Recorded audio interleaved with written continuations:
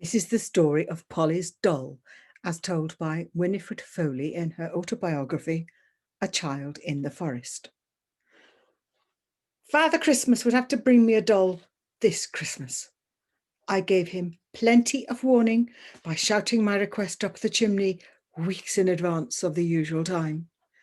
Towards Christmas, I started to write notes to him as well with a stub of pencil. I was puzzling out how best to put my case to him with the limited spelling and vocabulary of a 9-year-old when Dad came in. I told him I was making a bargain with Father Christmas. Providing he brought me a doll this time, he needn't bring me anything else ever, but it had to be a doll large enough to sit on my lap and have hair and eyes that opened and shut. I be afeard 'tis no good the asking Father Christmas for that sort of doll, my wench. Him do only take that sort to the rich people's young uns, Dad said.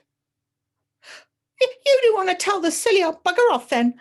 Tell him they rich people can afford to buy dolls for their children.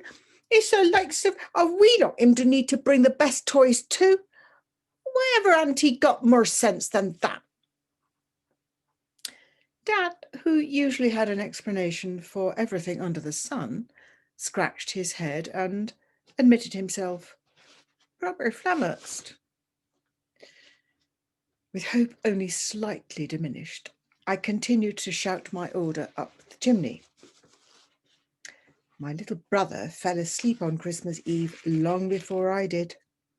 I kept poking him awake to keep me company, but it was no good. I must have been awake for hours when I heard stealthy footsteps coming up the stairs. It must be Father Christmas. I suddenly felt terrified.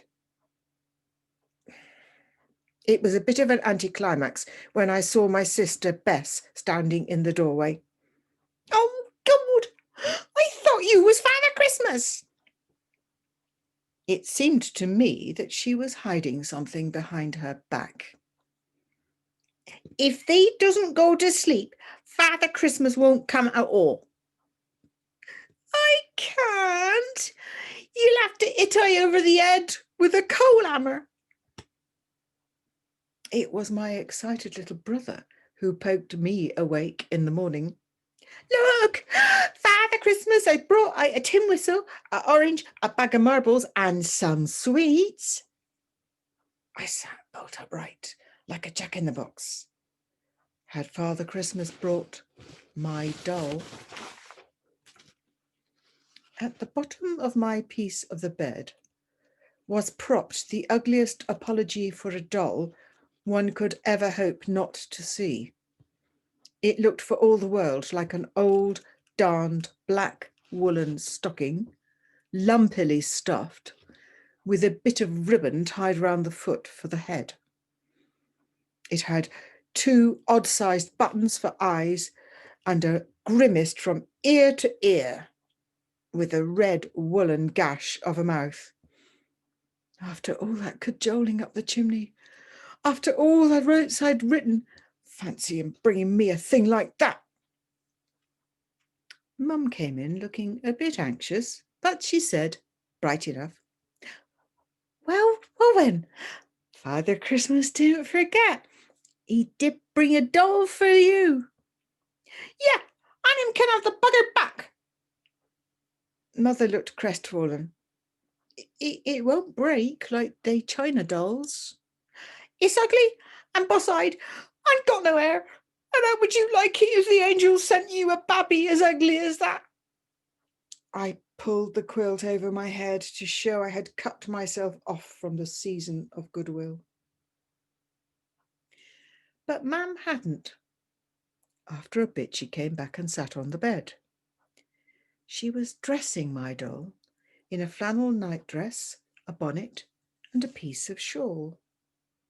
Held up in Mam's arms and cuddled against her neck, it looked like a real infant from the back. Mam left it all snugly wrapped up on the bed while she went to get breakfast. I and the doll were soon downstairs with the rest of the family. I made a bit of a sop in a saucer with a drop of my tea and a bit of the bread and milk, and pretended to spoon it into my doll's mouth before taking her out. I knew other children would laugh at her, so I decided to take her for a walk on my own. Miss Phillips, whose cottage garden adjoined ours, was just coming back from the ash mix with an empty bucket. My, Polly, it looks as though Father Christmas had brought a real big doll for you this time. Let's have a look at her. She insisted on following me and unwrapping the piece of shawl to see what I'd got. Oh my God! How could you have a thing like that? That'd do better to frighten the birds off the garden. I do reckon Father Christmas got eat out of a crow's nest. I bridled. How dare she?